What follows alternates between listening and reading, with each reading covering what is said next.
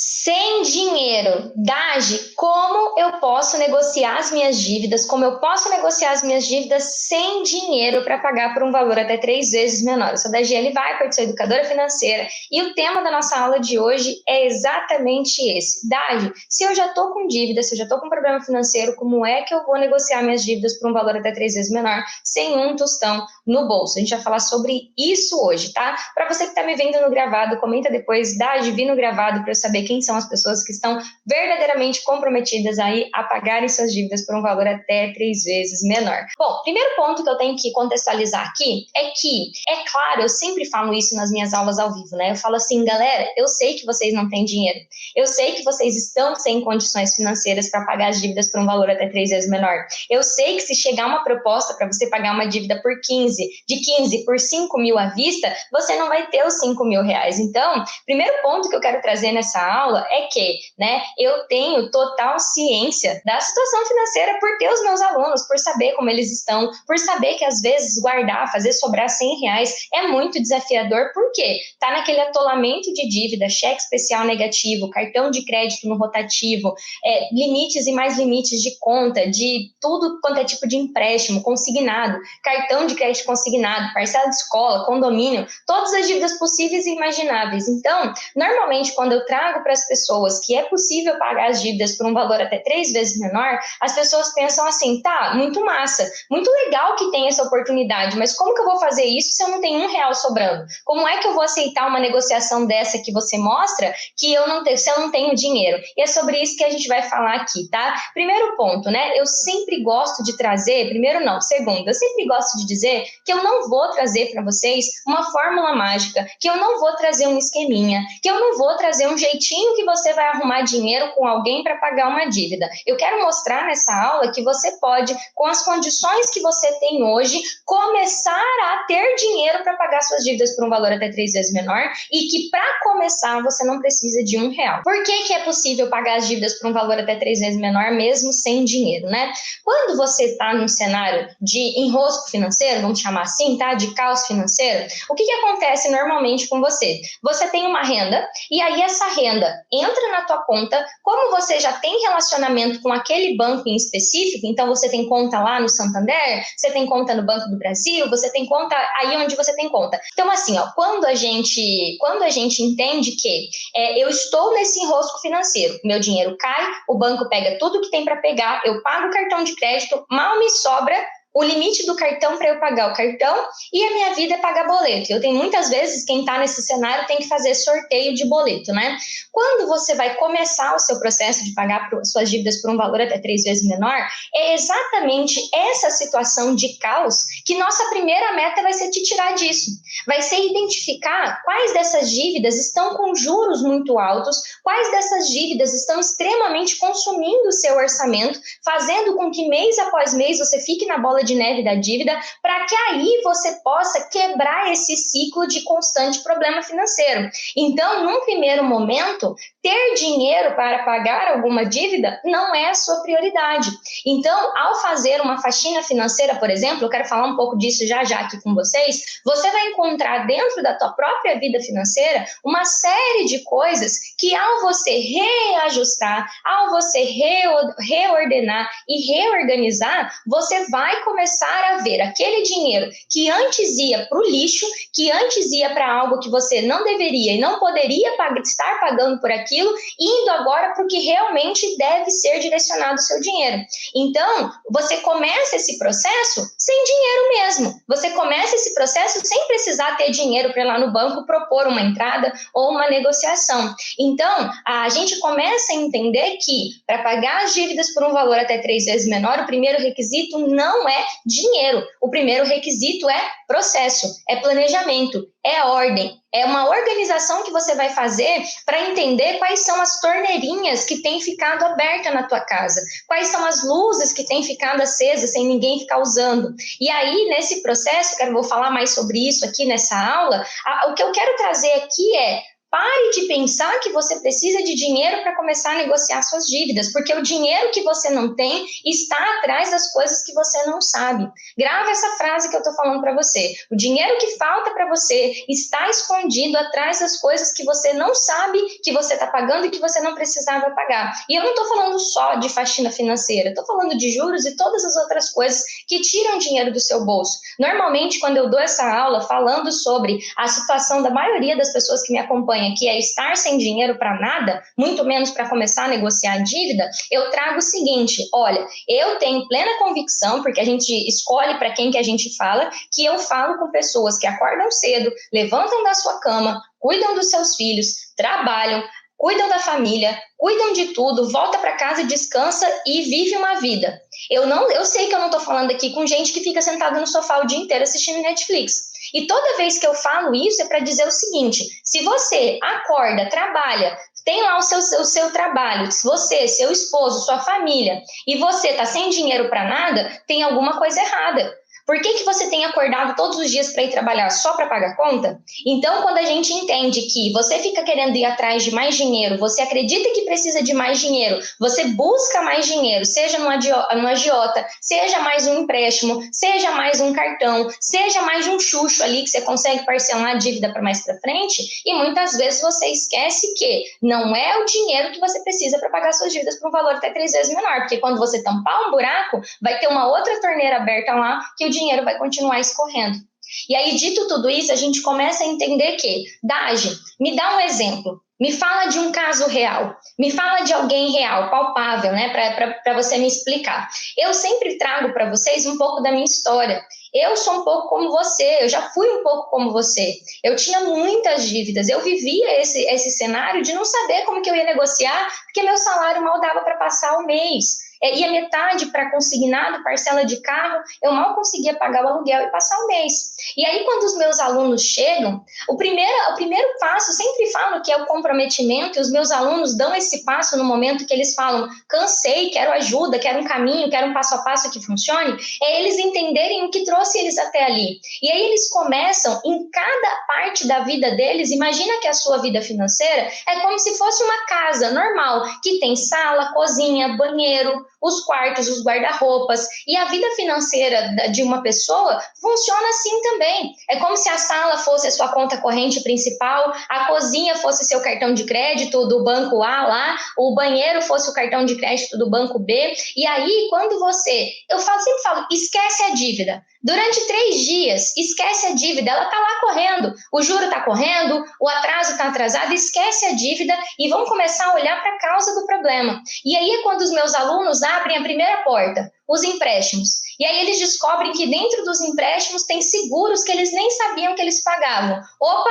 peraí, posso cancelar? Devo cancelar? Deixa eu analisar essa pólice, se faz sentido cancelar, entre em contato com o banco e é nesse processo que eles conseguem colocar aí um bom dinheiro de volta, que nada mais é do que uma reparação de um erro que a pessoa cometeu de assinar um contrato sem perceber que tinha um seguro ali embutido. Então, muitos contratos de consignado, de crédito pessoal, principalmente do Banco Amarelinho, tem muitos seguros, dos financiamentos de carro também. Os financiamentos de casa é legal o seguro que tem incluído lá. E aí você encontra ali no primeiro compartimento, que são os empréstimos, os seguros. Quando você vai para os cartões de crédito e para as contas correntes, é aí que você começa a descobrir uma quantidade enorme de encargo de rotativo, de anuidade, de seguro proteção do cheque especial e da conta corrente, tarifa de pacote de serviço, e aí você vai passando por esses cômodos da sua vida financeira e vai cancelando essas coisas, e vai cancelando essas coisas, até que vai chegar o ponto que você vai olhar a estrutura da tua vida, ou seja, com qual base que eu montei o meu orçamento. Quanto é que está vindo a minha conta de luz, a minha conta de água, o meu telefone? Quanto é que está vindo a minha TV a cabo? Ela está sendo usada? Não está sendo usada? Quantos aparelhos de televisão tem na minha casa? Como é que está meu guarda-roupa? Será que tem roupa com etiqueta lá? Então, eu sempre falo para os meus alunos, se hoje você olha para a tua vida financeira, e estou trazendo isso para você também, você bate o olho e fala assim, eu não tenho dinheiro. Ao invés de você falar onde eu arrumo dinheiro, é olhar para trás e falar assim, opa, peraí, deixa eu ver aonde que está o dinheiro que eu acordo todo dia para trabalhar e ganhar.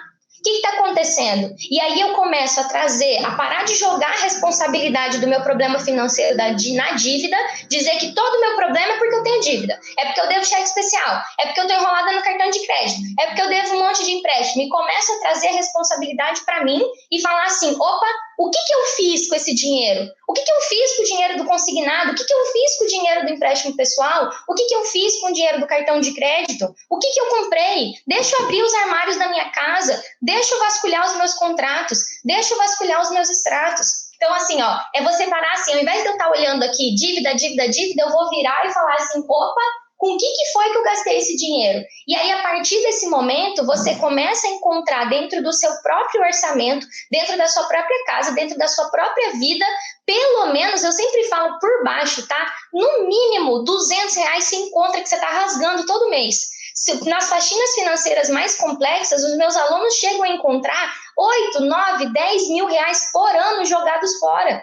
Gente, eu não estou de brincadeira, não. É só você pensar 3 mil de um seguro, 1.000 de outro seguro, R$900 de tarifa de pacote mensal, R$600 de anuidade de cartão de crédito, R$300 de net por ano, que economiza lá fazendo uma ligação, R$200 de conta de energia, que às vezes a pessoa troca uma lâmpada ou outra da casa, já melhora a conta de energia. No total do ano dá R$10 mil. E o que eu faço com R$10 mil em um ano? Você pode todo mês acabar com uma dívida, por exemplo, antecipar uma dívida e assim sucessivamente.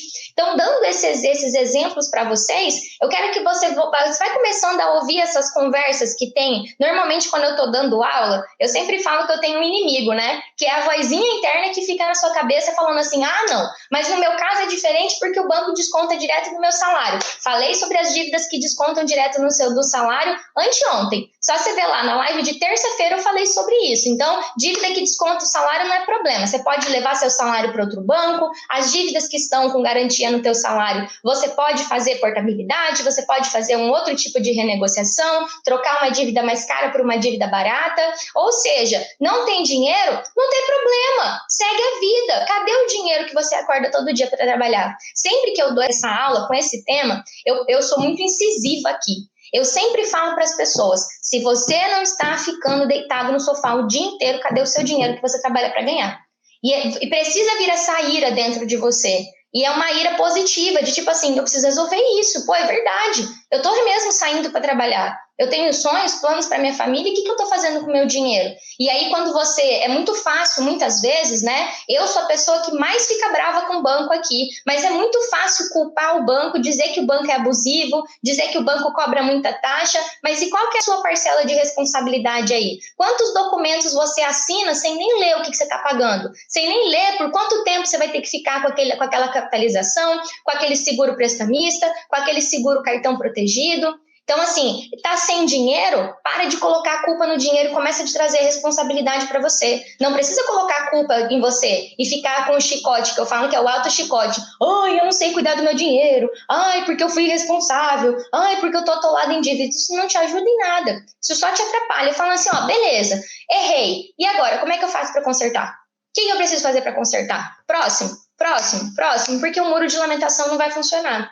E aí, quando a gente começa a entender isso, eu preciso explicar o como para vocês. Eu preciso explicar o que precisa ser feito. Então, assim, ó, para você começar a pagar suas dívidas por um valor até 3 vezes menor, negociar essas dívidas que você tem para pagar por um valor até 3 vezes menor, o primeiro passo você já está dando, que é estar aqui comprometida, assistindo essa aula. Qual que é o passo número 2? Esquece que você precisa de mais dinheiro para pagar a dívida. Não tem dinheiro? Tá tudo bem. Próximo assunto. Qual que é o meu próximo passo? Não tem dinheiro para negociar. Não precisa negociar, não precisa ir no banco, não precisa atender ligação e ficar tremendo a voz no telefone porque não sabe o que responder. Quando as pessoas perguntam assim, você tem uma previsão de quando que você vai pagar? Você quer parcelar? E você fica gaguejando no telefone porque não sabe o que responder para aquela assessoria de cobrança. Não é o primeiro passo para sair das dívidas, negociar a dívida, porque você não tem a menor noção ainda da tua estrutura do teu orçamento para que você possa falar, posso assumir essa parcela, posso assumir essa renegociação. Então, Dagi, se eu não vou por aqui, por onde que eu vou? Então, assim, ó, jeito errado. Então, como é que você não faz? Se você está com um problema financeiro, não tem dinheiro para negociar a sua dívida, não negocia. Mais óbvio que isso é impossível. Dade, mas eu vou ficar devendo? Não falei isso. Você vai dar um outro passo antes de dar esse passo. Eu sempre digo para as pessoas que sair das dívidas é um processo simples que não é fácil. Por quê? Não adianta você ter todos os passos e não ter uma ordem para executar. Não, eu falei até para minha irmã que eu ia dar o exemplo do pão que ela fez, né? A minha irmã fez um pão e deu errado. Aí ela falou, a gente seguiu a receita, mas a gente colocou na ordem errada. Aí eu falei para ela assim, nossa, esse exemplo é maravilhoso para eu dar numa aula minha. Porque é exatamente isso. Não adianta você ter todos os ingredientes se você não sabe colocar a quantidade certa e na hora certa. Então, é claro que vai ter um momento que você vai precisar ter R$200 para dar de entrada, que você vai precisar ter R$3.000 para fazer igual a minha aluna Ana, que pagou lá o cartão do Carrefour de 33 por 3.000. Em algum momento, é claro que você vai ter, e você vai se preparar para esse momento. Você não tem que ter agora, hoje, momento zero. Não é o seu passo número 1. Então, qual que é o seu passo número 1? Você tem um CPF.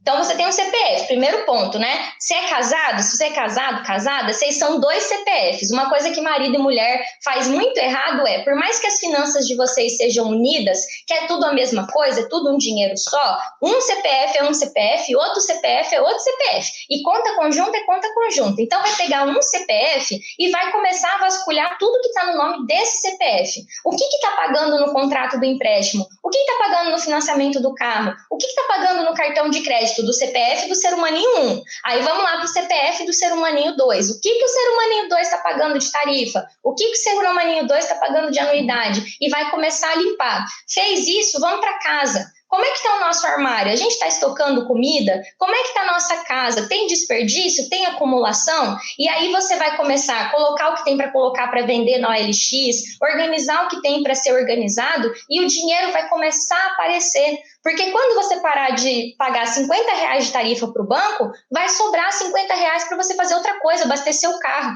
R$50 dá para colocar um meio tanque aí, mais ou menos, né? Então, assim, e ao você fazer isso, é quando eu explico para as pessoas, você não precisa de mais dinheiro para negociar suas dívidas, você não precisa ter o dinheiro para negociar à vista agora. O que você precisa é de um plano, de uma estratégia, de um passo a passo, para você conseguir pagar suas dívidas por um valor até 3 vezes menor.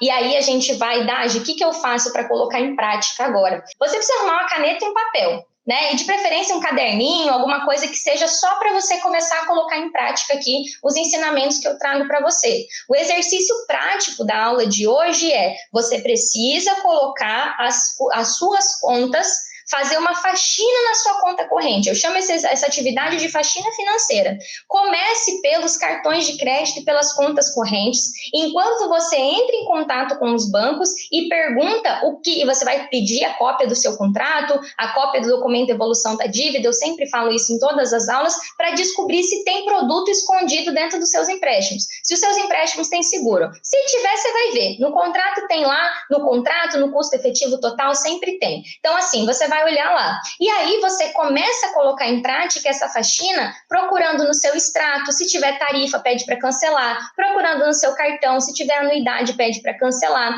E aí você vai olhando depois na sua casa, conta de telefone, conta de celular, liga e pede um desconto, fala, tá muito caro, tem como vocês me darem um desconto? Você pode ter certeza que algum desconto você vai conseguir. E aí você vai passando por isso e vai anotando cada coisa que você identificar. Quando você terminar de fazer esse exercício, multiplica o valor de cada coisa que você achou por 12. O brasileiro tem um problema sério com mês. Tudo ele acha que é por mês.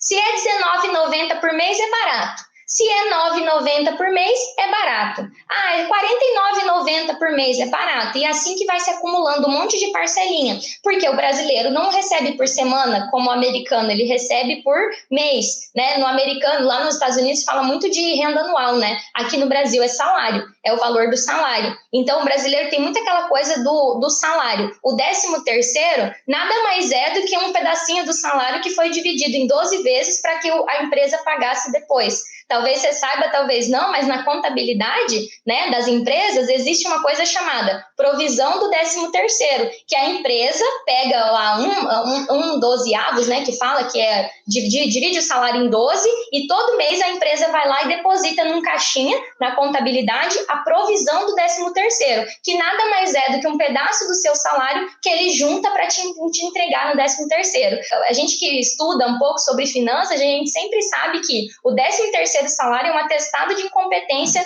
da pessoa de guardar o próprio dinheiro. Então a empresa guarda para você te pagar depois. E aí, ao você olhar todos esses gastos mensais, você vai começar a entender por que falta dinheiro. Eu não sei para você, né? Eu não sei para você, mas R$100 por mês pode ser pouco dinheiro para uns, pode ser muito dinheiro para outros, mas já dá para parcelar uma boa dívida aí em 12 vezes e você conseguir pagar. Então, digamos que você está devendo alguma coisa de R$1.000 e poucos. Se você encontrar um espaço de R$100 no seu orçamento, já é suficiente para você ir lá no orçamento e pegar esse espaço e falar, não, consigo sim colocar uma negociação aqui, porque eu reorganizei minhas contas e encontrei aqui algumas oportunidades.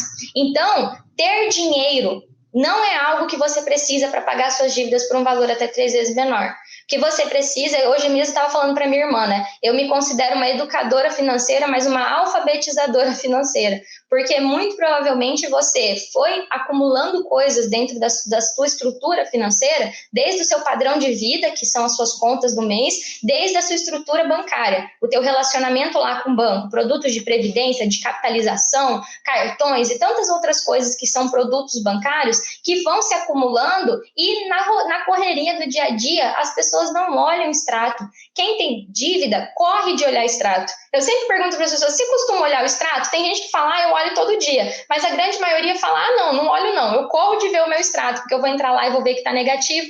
Então, assim, agora que você entendeu isso, vai lá para o teu orçamento e começa a fazer essa faxina financeira sem se preocupar que você precisa de dinheiro para negociar uma dívida, sem se preocupar que você precisa de dinheiro para dar uma entrada. Isso não é a primeira coisa que você faz. Isso vai ser lá, depois o que você vai fazer dentro do processo que eu tenho dentro do Mais Dinheiro Zero Dívida, começar a negociar é algo que você faz depois de 30 dias. Primeiro tem muita coisa para mudar, tem muita coisa para mexer, tem muita coisa para fazer para que depois você vá negociar. E agora eu queria responder perguntas de vocês. Quem tem perguntas sobre o tema da aula de hoje, me manda, por favor, tá? A Andréa mandou uma pergunta aqui. Meu gerente ontem disse que não posso cancelar a conta corrente e passar para salário, porque tenho consignado. Procede? Jamais, tá, Andréa? Qual que é o caminho para resolver isso, né? Primeiro, conhecimento, né? A lei da conta salário existe há 10 anos, tá, Andréa? Há 10 anos existe a lei da conta salário. Então, assim, ó, entra lá no site do Bacen, na aba de reclamação, e registra uma reclamação dizendo que o banco X, que você tem conta lá, você vai colocar a reclamação contra esse banco, está proibindo a abertura de uma conta salário e impedindo que você receba o seu salário onde você quer que você receba, e que isso é uma infração e que você está pedindo ajuda do Banco Central.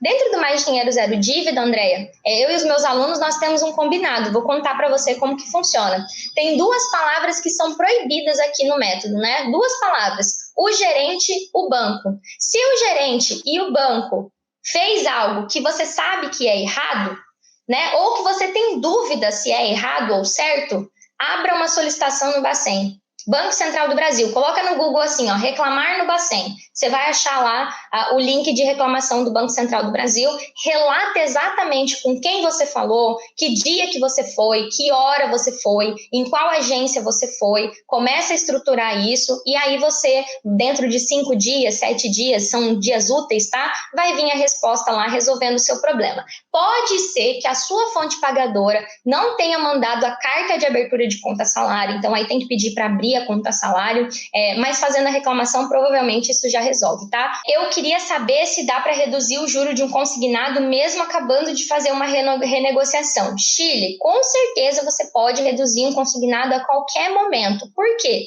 O processo de portabilidade não tem nenhuma especificação com relação a prazo. O que pode acontecer é que o outro banco que vai receber a sua dívida, esse outro banco que vai comprar a sua dívida, ele peça um prazo de 60 dias, mas isso varia muito de instituição para instituição. Eu costumo dizer uma frase assim, o não eu já tenho, Por que eu não vou atrás do sim? Se você for atrás de um sim e receber um não, você já tinha um não. E se você for atrás de um sim e receber um sim, você agora tem um sim. Então, o fato de ter renovado agora não faz diferença não, tá? O cartão consignado pode ser cancelado? Se você usou o cartão consignado só para saque, você tem uma brecha aí que é a possibilidade de conseguir uma renegociação desse valor. Porque quando foi feito o saque, né, com característica de empréstimo, dependendo do que foi falado lá na gravação e tal, você pode conseguir reverter aí esse problema que você criou para você. Eu chamo cartão consignado e CDC salário de dívidas cancerígenas aqui, né, que precisa ser atacada na hora, né?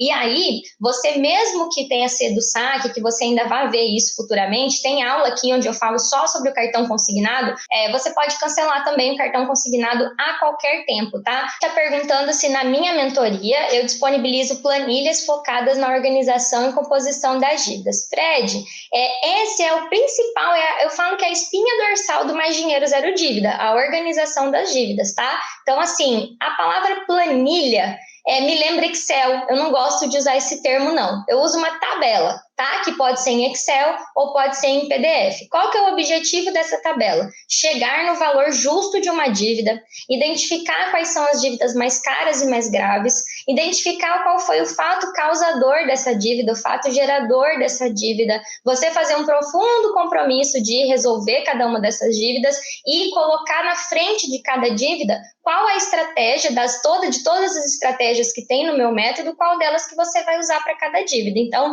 isso tem sim, tá? A gente faz isso lá pelo 33º passo, depois a gente finaliza lá no 49º, e aí a pessoa fecha a planilha de levantamento de dívida, tá? Que eu não gosto muito de chamar de planilha, eu chamo PDF, compromisso pessoal, eu não gosto de usar essa palavra planilha, porque já assusta as pessoas que não gostam de Excel. Não é em Excel, mas para quem quiser em Excel, tem ela em Excel. Tem ela em Excel e em PDF. Para quem quiser usar a tecnologia incrível chamada caneta e papel. Eu sempre falo que eu amo essa tecnologia, caneta e papel. E a Meire está falando que ela tem uma dívida de cartão que já está 1 ano em atraso e não está conseguindo negociar. Meire, algo que eu falo muito para as pessoas quando eu falo sobre deixar as dívidas para depois é que não adianta fazer isso sem fazer o processo certo. Quando você para de pagar um cartão de crédito, existe uma série de procedimentos. Dentro do meu método, são 7 passos que nós aplicamos para que a negociação você consiga em 6 meses, em 7 meses. Então, se você já decorreu 1 ano que você está com esse cartão e você não conseguiu negociar ele, muito provavelmente, eu tenho 99% de certeza que você fez essa negociação, que você fez o processo não vou usar aqui assim de qualquer jeito, sem saber o jeito certo, você fez o jeito errado, simplesmente você deve ter deixado para depois. Então, a gente tem certinho o passo de cancelar esse cartão, de fazer através do documento de evolução da dívida, o levantamento do valor justo a ser pago, de fazer consultas mensais e propostas constantes para que aquela dívida seja negociada, de estar com os cadastros todos atualizados. São vários passos, eu não consigo trazer todos aqui, fazer registros, né, nos órgãos competentes para avisar que você está pausando o pagamento, mas que você quer pagar. Então, é todo um processo que é feito. Ontem ainda à noite eu estava com os meus alunos e pegando no pé deles, falando assim, ó, é muito importante que vocês façam todos os registros certinho. E ontem tinha mais ou menos uns 5 alunos falando para mim, Daj, eu tô assustada, eu optei por deixar 1 ou 2 dívidas para depois e os bancos simplesmente pararam de me ligar depois que eu fiz o processo. Não significa que isso vai durar para sempre, mas eles fizeram o processo de forma honesta, de forma correta, principalmente documentando tudo, dizendo, não sou bandido, moro nessa casa aqui, meu telefone é aqui, trabalho de tal hora a tal hora, portanto, não me liguem nesses horários. Minha dívida é tanto e eu quero pagar, só que do jeito que tá muito alto, tá comprometendo muito a minha renda, eu não consigo alimentar minha família e pagar essa dívida. E aí registra tudo bonitinho, e aí quando o banco vem negociar, vem manso, não vem mais com aquela agressividade, aquela violência toda que normalmente as assessorias de cobrança vêm, porque o banco entende que aquela pessoa não é uma pessoa leiga que não tem informação, que é uma pessoa que sabe o que está fazendo, que não está agindo sem instrução, sem conhecimento, tá? Então, talvez o que esteja te faltando aí é um método, você pegar essa dívida e aplicar o método bonitinho, passo a passo. A Gi está falando que teve que contratar um advogado. Gi, esses dias eu estava falando sobre o João, que é meu aluno advogado especialista em direito bancário. Com todo respeito aos advogados, advogados, tá? Com todo o respeito aos advogados do direito do consumidor, ao direito bancário, né? Entrar com ação judicial sem que seja analisado profundamente a legitimidade dessa ação judicial, em muitos casos é causa perdida. Banco não é bobo, banco não faz contrato com pessoa sem ter um jurídico por trás. Então, quando você vai alegar lá na justiça, cláusula abusiva, juro abusivo, esse advogado tem que ser muito, muito especialista em direito bancário, em direito do consumidor, porque banco nenhum faz cláusula, né, sem se pautar pelas regras. Agora, o que acontece é que os bancos infringem alguns limites, os bancos às vezes excedem algumas permissões. Vou dar um exemplo. Um banco lá descontou o carro da conta salário da minha aluna. Isso é crime. Isso é crime. Salário perante a lei é impenhorável. Está lá na Constituição. Não lembro qual artigo que é, mas está lá na Constituição. Se eu não me engano, é o artigo 10, se eu não estou louca, mas eu não lembro agora. Salário é bem impenhorável. Mas a gente tem as outras, a nossa Constituição, ela sempre tem as outras. Eu não sou especialista em direito, não, tá? Mas tem as outras coisas que vão se acavalando ali e alterando a lei, né? Então, o que acontece? Por mais que o salário seja impenhorável, se a pessoa deu autorização para o banco fazer um desconto a qualquer tempo, autorização expressa, que é o que está escrito no CDC salário, no cartão consignado, no crédito consignado, o banco pode mexer na conta salário porque houve a permissão da pessoa. Então, eu sempre falo que entrar com processo é para 1%, 2% dos casos, porque normalmente o juiz isso ainda tem juízes que dão entendimento a favor da pessoa, tem juízes que vão dar a favor do banco, depende muito da jurisprudência, depende de uma série de coisas, e muito do que os juízes olham é se há má fé por parte do consumidor, porque tem muita gente que usa a justiça para querer ganhar causa, para querer ganhar dano moral por qualquer coisinha, né? E muitas vezes, quando você entra com ação judicial para alegar que o banco está fazendo alguma coisa, alguns juízes têm dado como mero dissabor, né? O que os juízes normalmente avaliam e dão causa procedente? Comprometimento de renda, juro muito acima da taxa média básica do nosso país, né? No momento da contratação, não agora. Então, se naquele momento que você contratou,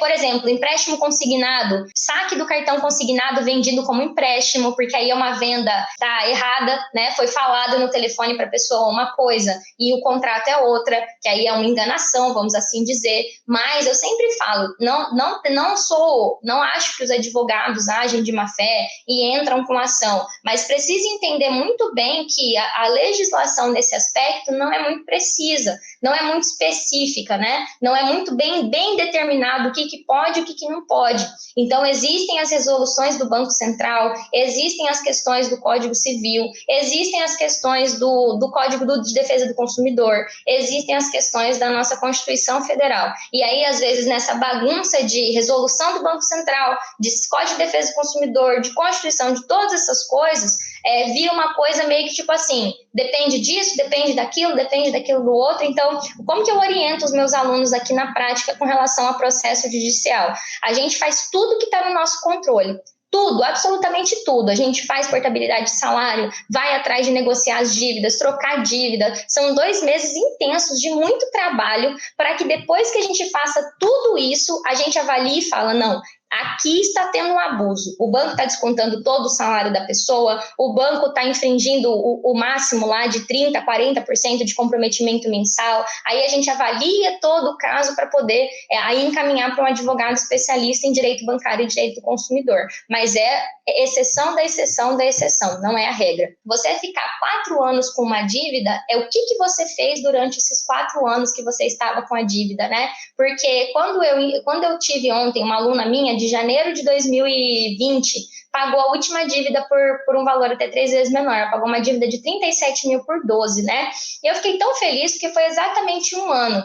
E o que ela fez entre o dia que ela começou e o dia que ela terminou, que foi ontem, é que mudou o jogo dela. A negociação com o banco a gente já sabia desde o primeiro momento que ia vir, como veio de todas as outras, né? Só que o que ela fez até chegar no dia 14 de janeiro e ter 12 mil reais lá para pagar a dívida. Foi isso que fez ela conseguir pagar a dívida por um valor até 3 vezes menor. A técnica de negociação que a gente usou foi o método de deixar 2 dívidas para depois. Essas 2 dívidas com o Itaú foram deixadas para depois, feito todos os registros, feito todos os cálculos. Ela sabia que o valor justo que ela deveria pagar era entre 10, 13 mil reais. E aí, quando veio a proposta por 12, ela se preparou para quando a proposta viesse, ela estivesse pronta. Então, o que eu vou encerrar a aula de hoje dizendo, né? O tema era, se não tem dinheiro, como que eu faço para negociar? Se você não tem dinheiro, a primeira pergunta é descobrir onde é que está o dinheiro que você acorda todos os dias para trabalhar e ganhar.